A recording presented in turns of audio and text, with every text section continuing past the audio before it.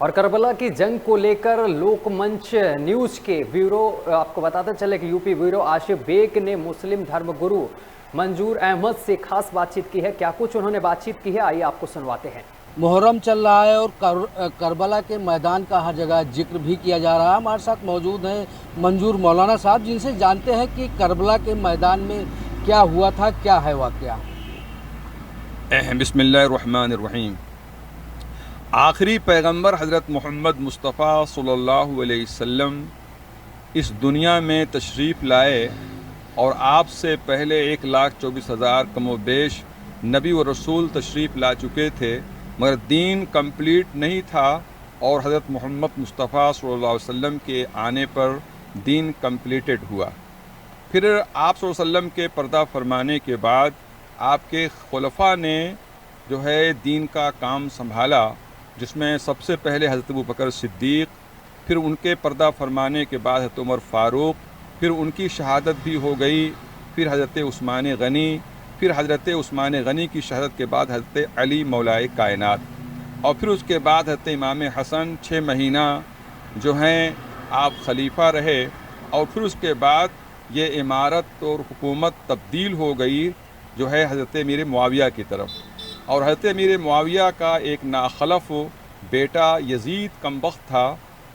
جس کے اندر ذرا سے بھی انسانیت کی بو باس نہیں تھی، اور وہ شریعت محمدیہ علی صاحبہ کی کو کوئی پاس اور لحاظ نہیں رکھتا تھا. اس کے اندر ساری خرابیاں پائی جاتی تھیں، جبکہ اسلامی حکومت کے لیے ضرورت اس بات کی تھی کہ سب سے پہلے بات تو یہ ضرورت تھی کہ اچھا انسان ہونا چاہیے، مانوتا ہونا چاہیے، عدل ہونا چاہیے، انصاف ہونا چاہیے، اور مخلوق خدا کے لیے اپنے آرام کو تج دینا چاہیے، جیسا کہ نبی کے ان پہلے جو گزرے ہیں ان خلفاء کا طریقہ رہا. ان لوگوں نے حکومت جو ہے ٹھاٹ باٹ کی نہیں کیا، نہ عیش و آرام کے لیے کیا، بلکہ ان لوگوں نے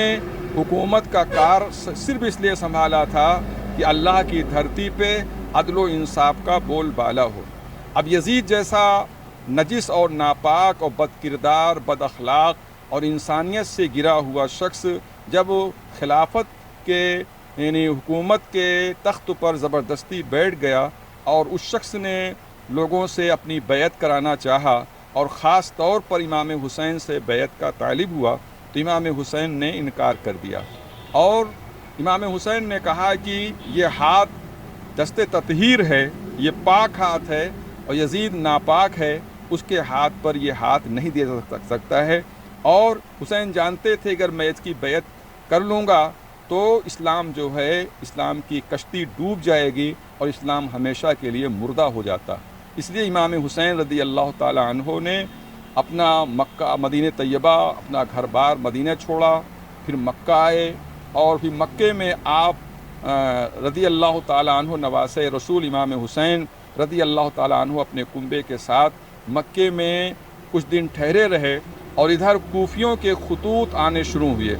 150 خطوط کوفیوں کے آئے اور امام کو بلاتے رہے کہ آپ آئیے، اور کوفے کے لوگ کہ ہم لوگ آپ کی بیعت کریں گے، یزید حق خلافت کا مستحق نہیں ہے. امام حسین رضی اللہ تعالیٰ عنہ نے اپنے بھائی مسلم بن عقیل کو بھیجا،